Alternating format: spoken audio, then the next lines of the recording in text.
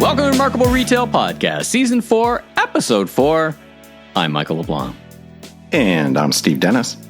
Well, Steve, welcome back to this side of the world. You just returned from your visit overseas, and you're talking about what we're going to talk about today, I think, the Great Reconfiguration.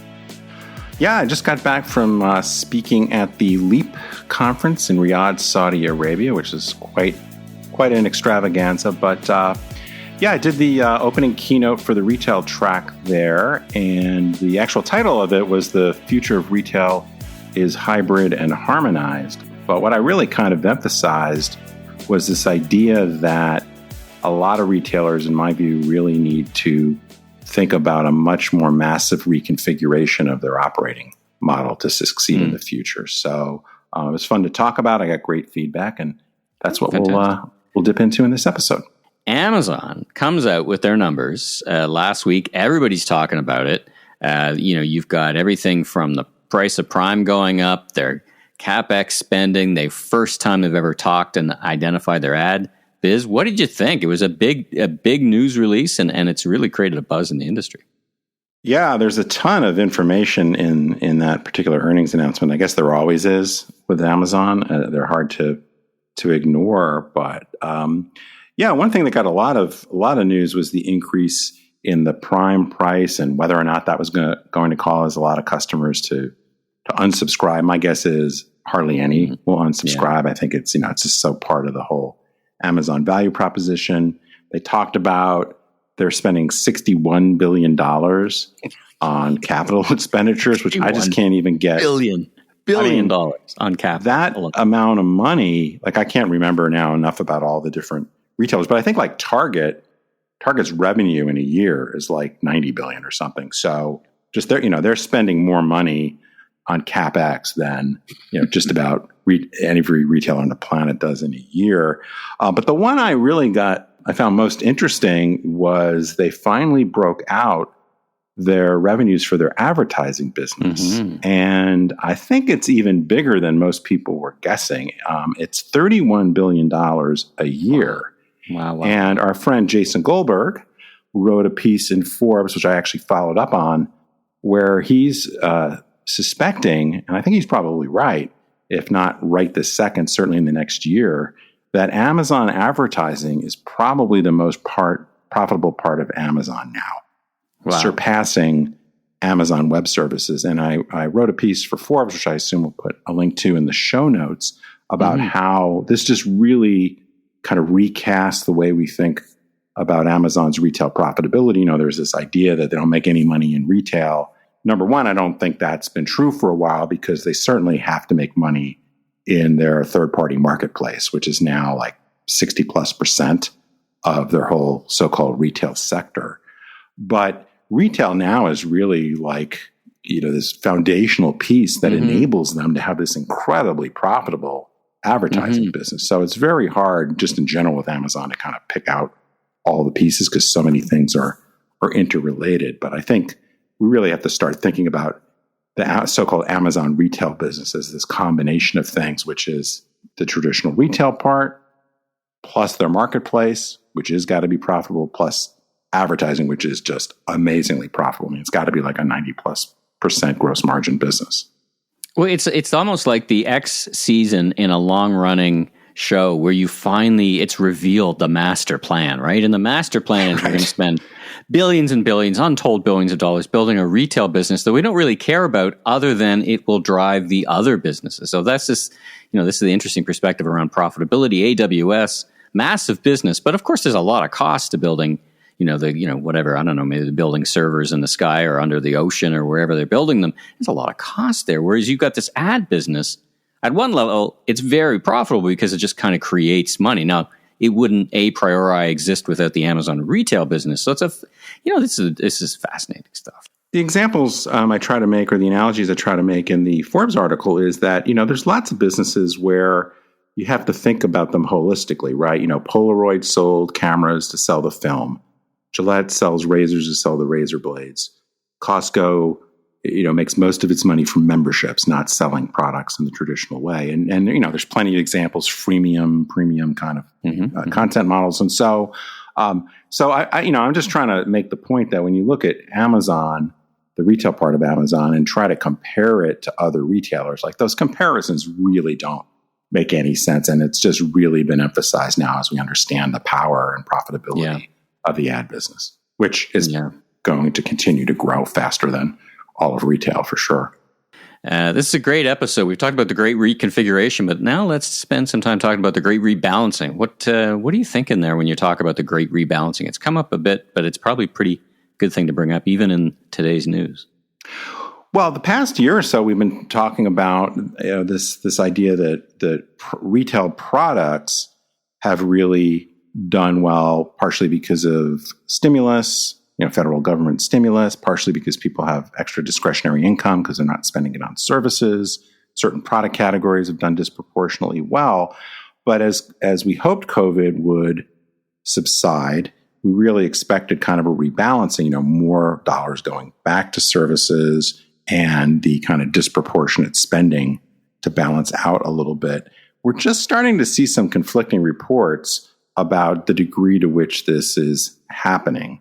And I think it's just kind of watch this space, because some folks are saying that, these pre-pandemic spending habits are going to really stay the same. And I think it was a Deloitte report in particular that said, no, they're starting to see evidence of spending going back towards services and going back to more kind of the mean kind of spending in some of the product categories. So I think it's just an interesting thing to watch. And, that will really determine largely the winners and losers, the balance of the year, the degree to which that rebalancing happens. Speaking of watch this space, the race for Peloton seems to be on. It's almost like an episode that you jump on their bike and you kind of watch the stock price go up and down, right? As entertainment. It could give you a heart attack, right? Sorry. Too soon? Too soon. Actually, just watched that episode last night. Listen, everybody and their mother is being thrown out as a potential suitor. And I'm sure these big companies, whether it's an Amazon or Apple or Nike, when anybody comes on the market, they got teams of people who look at investments and go, do we want in on this? They probably already have a perspective. So it's probably not unusual that there's a little bit of buzz.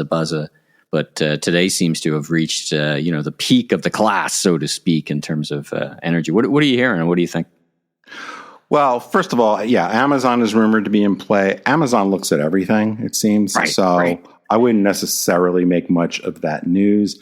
I don't know that I see Peloton as a great fit for Amazon. I think if they're going to spend, I think Peloton's market cap today, as we record this on Monday, is like $9 billion. I think if Amazon were going to drop $9 or $10 billion to advance their strategy, they'd probably be better buying Kohl's or something like that. So anyway, I don't see that as a great fit. Of course, by the time, maybe they'll get announced by the time people listen to this episode.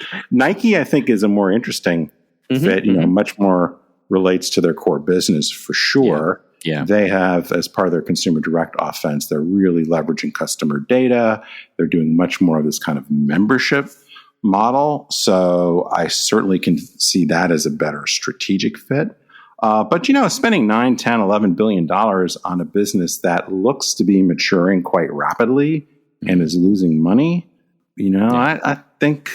You got to wonder if these guys are worried they're catching a falling knife, right? To me, that's the bigger story is, is there anybody who can really, there are not that many players that can afford that size acquisition, but also, how do you really demonstrate that value when the business seems to really be struggling? And it's not like Nike is going to instantly be able to solve their several $100 million earnings gap. So I don't know.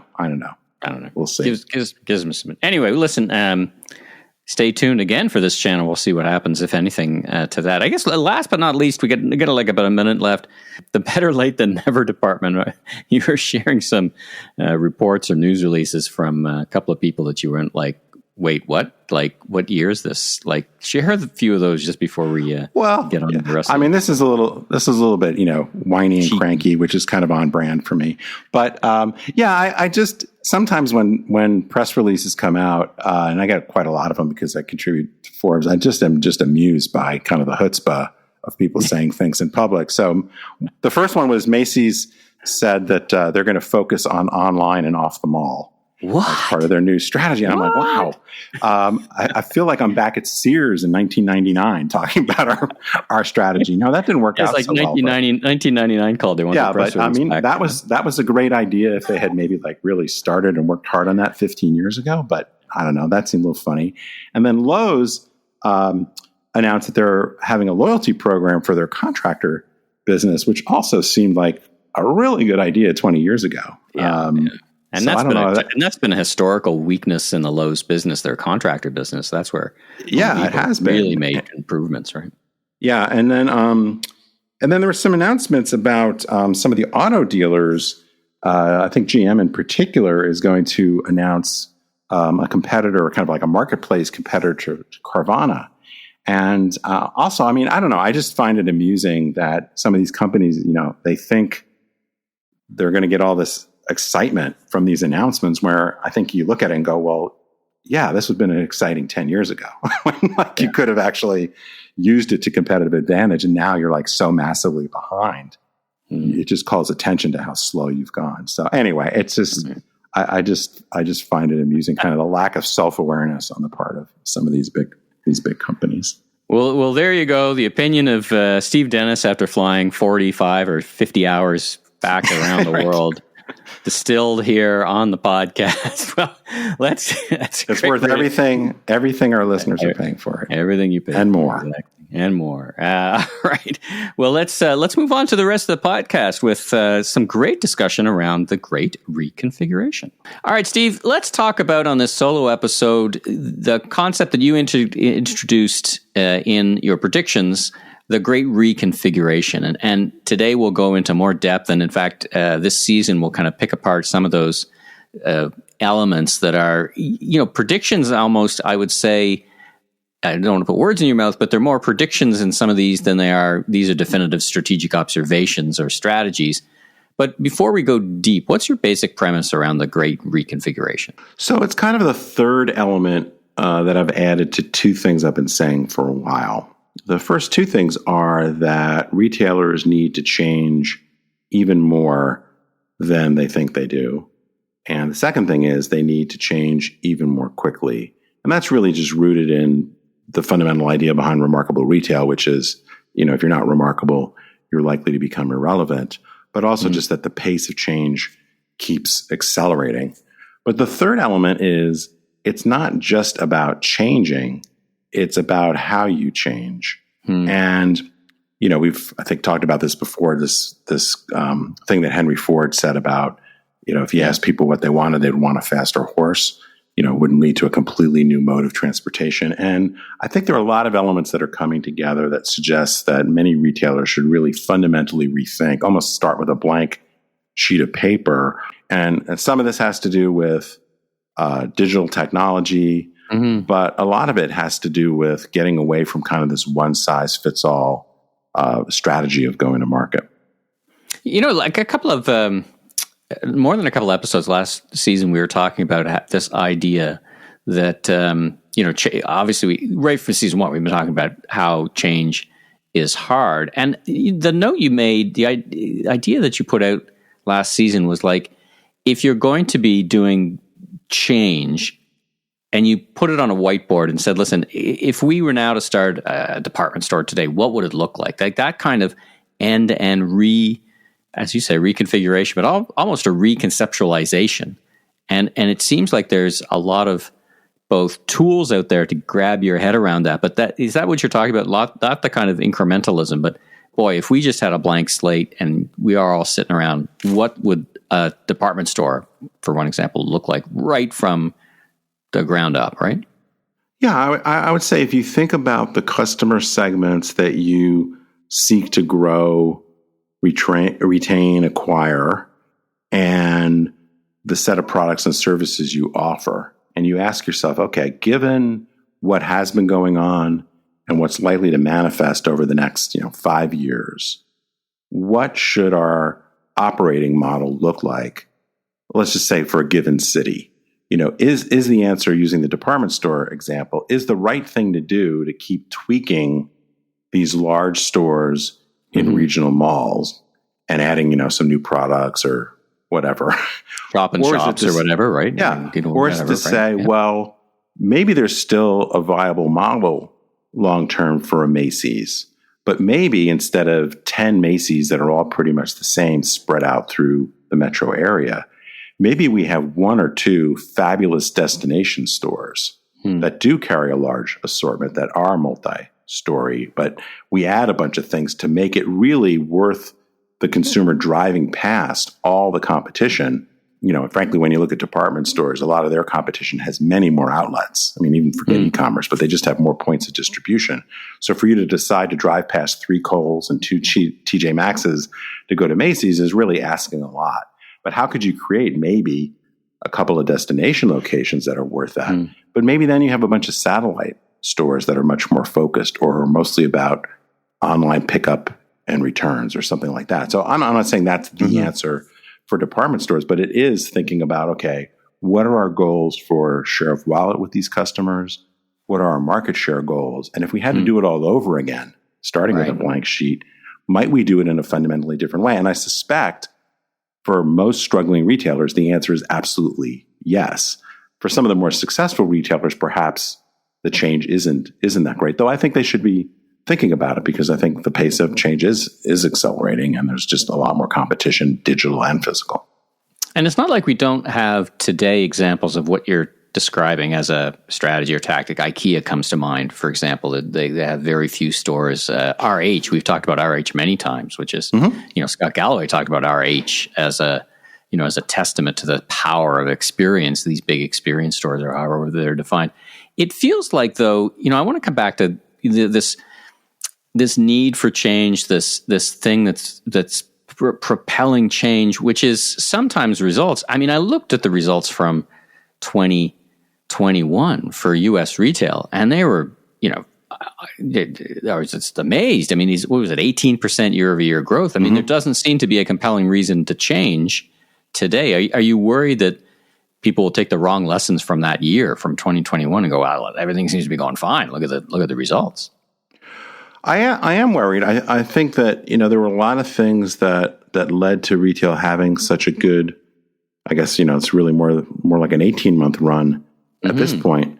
And a lot of it has to do with how much discretionary income consumers had.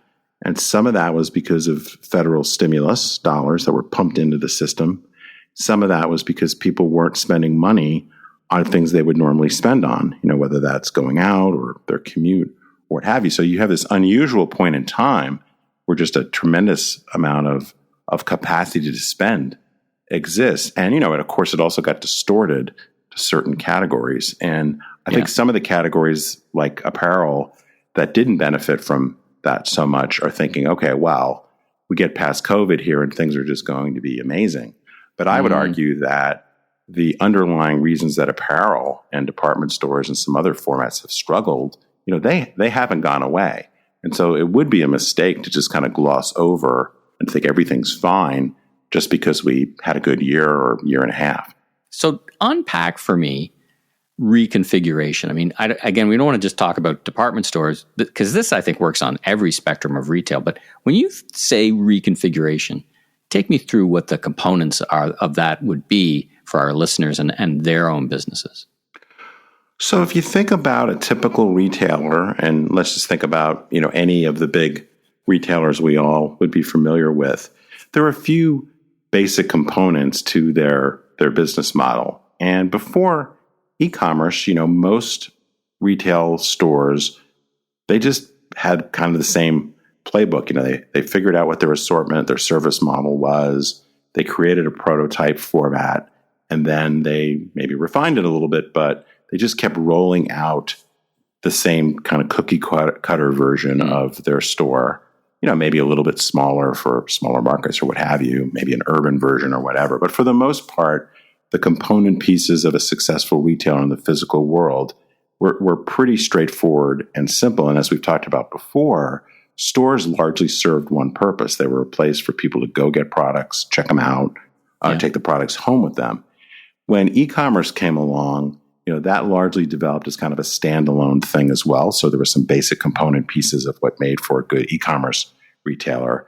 And now over the last few years, the kind of hybrid role, the mix between physical and digital has become pretty obvious, but still pretty simple, still sort of a core physical brick and mortar model and then kind of a core e-commerce model. What's been interesting, and we've talked about that in the context of the hybridization of retail, is how stores are changing to be more obviously advertising and fulfillment and service centers and things like that. And the supply chain has been kind of blending more home delivery and so forth. So we've already seen kind of this mixing and matching of the component pieces, but most of it has really occurred in the current structure. In other words, people are evolving their existing retail formats to slightly different purpose. People are evolving their distribution centers to slightly different purposes. What I'm talking about is, what about blowing up those component pieces and remixing them in interesting ways? Maybe creating a totally new format. And we're seeing some of this, Panera Bread and others opening drive-through only stores, or stores serving as only fulfillment centers, or Nordstrom Local just being a format that basically does online pickup and returns. So we're seeing some of these new component pieces being put out in the market, but it's still very limited. And so, I want to pick up on that point. That's still very limited piece, because we've often talked about, for example, the Nordstrom Local stores, but there's still not many more Nordstrom Local stores. So it feels like we're still in the haven't got it quite right, or else if I was them, I'd be opening up 100 of them. Do you think that indicates kind of like maybe this isn't quite configured exactly the way we thought it might be? Well, it may be that Nordstrom Local is not producing the results they want, and so they're still trying to figure it out. Nordstrom has been caught up in a lot of other things as well. Yeah, true. So from an investor standpoint, it might not be quite right. And I'm not suggesting that the Nordstrom Local, the model of sort of the big Nordstrom store and Nordstrom Local is the right reconfiguration for Nordstrom on a national basis. Maybe there are some other formats they should put into play. The other thing, and part of the reconfiguration too, is there's this ability to offer, particularly in a digital world, services and other kinds of offerings that you couldn't before. So I think we're moving from a place where a retail brand, tends to be pretty product centric, channel centric, format centric. Right. They own a set of customer relationships if they're good. The remarkable brands have this really tight connection and engagement with their core customers. And that allows you to perhaps bring other products and services to those customers. But if you're going to do that successfully, at least in a physical world, I would argue your physical assets are likely going to have to evolve pretty dramatically in some cases. In other cases, some people have got it pretty well figured out. It's an interesting point. I remember being at Pandora Jewelry, and the prevailing wisdom at the time was every new store, basically, you could put yourself in the middle of the new store anywhere in the world, open your eyes, and you'd be in the same store. Like it was basically the epitome of cookie cutter. In other words, these all look identical, and that was what you were measured on. Every store looked identical because we think we have it figured out. But you're calling for almost a very different radical assumption that is, make your store fit the market. I think Starbucks is pretty good at that. I've seen some really neat Starbucks stores that fit in to their market. And then I've seen the cookie cutter Starbucks stores that, you'd see on every corner. Yeah. Well, there's a lot, for sure, there's a lot of merit to, operationally, it is way more effective and efficient to operate just one model or a very small number of models. And when we were in a world which was basically big box retailers and a bunch of mom and pops, there wasn't this opportunity for someone to come along online and steal away some of your business just by picking on a particular product category or a particular customer segment. It's very hard for that sort of competitor to scale. You might face that with a local mom and pop, but you wouldn't face it on a grand scale. But the internet has absolutely changed that. The investment behind a lot of these digitally native brands, a lot of the digital services, which really break down boundaries between, you just think about, this is not the best retail example, but, when you think about something like Etsy, the ability to marry millions of creators and producers all over the world to customers digitally, that's just a phenomenal thing. So the basis of competition has obviously changed a lot over the last 10 or 15 years. And I think it's just going to continue to change. And so the retailers that aren't thinking about not only bundling their offering together in a really different way, picking up maybe different component pieces, but also reconfiguring their physical assets, I think, they could be at risk. On the other side of that, do you think someone like a Nike is a good example of your forward thinking? I mean, I've lost track of how many formats and iterations and different things they have, all the way from, the House of Innovation all the way out to outlet stores. They seem to be on that kind of track where they have a singular brand, but multiple very, very different executions. Yeah, I think, and I worked with Nike a number of years ago, so I'm not sure what their current thinking is, but they certainly thought about how to maximize the value of the Nike brand and how that can be done, largely through products, but also through services. And then the question is, how do you build the brand with all the different levers or component pieces you can pull on? And they had a very successful, mostly wholesale business. They certainly had some physical presence, but they've really been pushing on this direct-to-consumer side of it. So that very much speaks to how much the world has changed for a manufacturer to have, previously 20 years ago, I mean, this from your experience, CPG companies or manufacturers, I mean, they essentially had no relationship with the end consumer. Yeah. And digital technology has allowed that to change. And so Nike's understood that with this consumer direct offense, and they've been building out their capabilities to have that direct relationship with the customer. But they haven't done it in a one-size-fits-all model. To your point, they've said, okay, well, here's the House of Innovation, which there are only a few of them.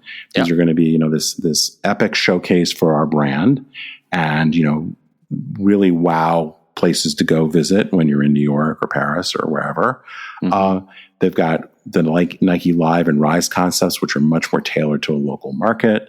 And they've still got kind of the Nike Town format that's been around for a while, which is a little bit more mid-market. And then they've been reconfiguring their distribution relationships with their wholesale partners to showcase their products, certain lines of products in certain types of retailers. So, who knows what's next for them? But I think, and they've also layered on top of it a strong membership model as well, which I don't think they've even begun to monetize. So I think Nike might be, as far as a major brand, the best example of someone who very deliberately reconfigured their operating system starting 7 or 8 years ago. And, I think I don't know how far, I don't know where they're going to end up, but they've certainly executed a lot, but I suspect there's a lot more to go. In one way, it's a very provocative example because off mic, we were talking about, the role and the expanding role and the conflicts and the wholesale versus retail and the middle. And of course, we've talked about it on the podcast, but Nike, is certainly making headlines from trimming down dramatically their distribution. And like Canada Goose and others have said, listen, I want to be, 50-50 or whatever percentage. So is that a spanner in the works? Is that an accelerant to this change? In other words, listen, you're not the only game in town. And if you want to be considered that you're adding value, you better rethink how you go to market, because if you're not, your vendors are going to go around you. Well, I think, I think somebody said, anything that can go digital will go digital. So you've got just the fundamental abilities that are possible now for a brand like Nike to go to market in ways that they just couldn't before. You've got, pressures, all sorts of competitive pressures that basically say, if you're not, if whatever asset, whether it's a vendor or a retailer partnership or some other kind of partnership, if that's not performing, it's not that hard to blow them up and start with a different partner. That used to, you just think about how long it took for a given format to roll out. Some of these relationships, wholesale retail relationships, lasted for for decades. And it's hard to even think about, well, how are you going to replace that volume? Well, that's a lot easier to think about now in a consumer direct world. So I think the pressures just keep escalating.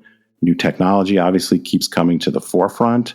It's hard to predict. I think we're in a world of more exponential change than linear change, which means, things can happen much more quickly than, human beings can typically get their head around. So I just think there's so many forces. Now, the countervailing force, a question you didn't ask, but certainly there's lots of retailers or brands of all kinds that are very heavily vested in their physical assets. And when you own something, even if it's a radically underperforming asset or you're in a 10-year lease or something, it's not so easy to change quickly, for sure. Yeah. So I don't want to make this sound like, oh my God, we can just decide to do this in 18 months from now. We can have a totally different business. That's not likely to be the case. But I also think it's a psychological thing of people, not realizing that sunk costs are sunk and tending to want to defend the status quo as opposed to kind of lean into an uncertain future. I wanted to leave our discussion today on this kind of idea that I've been thinking about, and this accelerating idea, this innovation that I compare that against these blockbuster results, and I worry, and we talked about this a bit earlier. There hasn't been a wildly great amount of innovation, but I think it's going to go geometric in terms of what's going to happen in this what a post-COVID world looks like. And I guess that provides the fuel for some of your thinking, right? Is okay, the pace is X today. You think it's fast, but really we're just treading water. Wait to see what happens, because we've had 3 years of this COVID stuff, and I got to think it's going to leave a tremendous mark on both operating rules, but also consumers, right? Let's finish the conversation on what the heck consumers are thinking these days. Well, consumers, it's hard to keep pace with what consumers are thinking, but certainly a lot of as our friend Rashad Tabakwala says, it's been a great rewiring of habits and priorities and so forth on the part of consumers.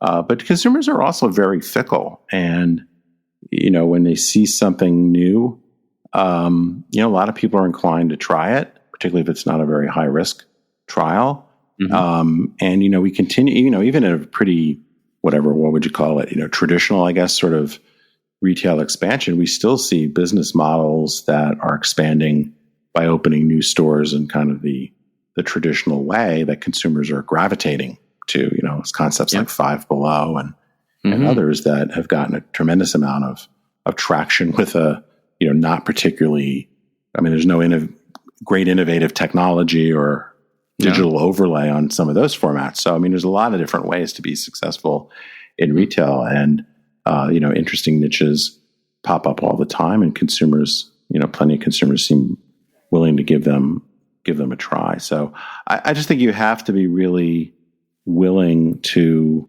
rather than think about, here we are in 2022 with our set of assets and our core capabilities, or however you want to describe it, the tendency is to sort of start where you are and move forward. And I just think in general, even though it's very hard to predict what technology and the consumer is going to look like in 5 or 10 years, I would try to imagine a different future where you could reconfigure things, piece together things in new ways, maybe imagine, whether it's the metaverse or whatever, but, there's some of these promising technologies or go-to-market strategies might become more reality, and what might you do different? But the main thing I think is, you don't have to figure it all out at once. That I think is this idea of buying into a culture of experimentation. It's just what I'm suggesting is, in addition to having a culture of experimentation, you have to be much more radical in your thinking. You have to embrace this kind of creative destruction process of thinking about, what would you do to blow your business up if you were the competition? What would you do if you didn't have some of the constraints you normally think of as constraints? What if you could get out of every lease? Just go through that thought process, because I think a lot of times had brands gone through that thought process, they would have moved much earlier and much more aggressively into a new world. Well, I think let's leave the listeners with that thought, because we've got a long season ahead of us, which I'm really excited about, because I think a lot of this change is going to be happening this year. I think 2022 is going to be a very interesting year. But all right, well, great episode. We covered a lot of stuff. Let's leave it there. If you like what you heard, please follow us on Apple, Spotify, or your favorite podcast platform so you can catch up with all our great interviews and insights, and new episodes will show up each and every week. Sure to check out our YouTube channel, and last but not least, tell your friends and colleagues in the retail industry all about us. And I'm Steve Dennis, author of the best-selling book, Remarkable Retail: How to Win and Keep Customers in the Age of Disruption. You can learn more about me, my consulting, and keynote speaking at stephenpdennis.com. And I'm Michael LeBlanc, producer and co-host of the Conversations of Commerce Next podcast, the Voice of Retail podcast, keynote speaker, and host of the all-new Last Request Barbecue Cooking Show on YouTube. And you can learn even more about me on LinkedIn or MELeBlanc.co. Have a safe week, everyone.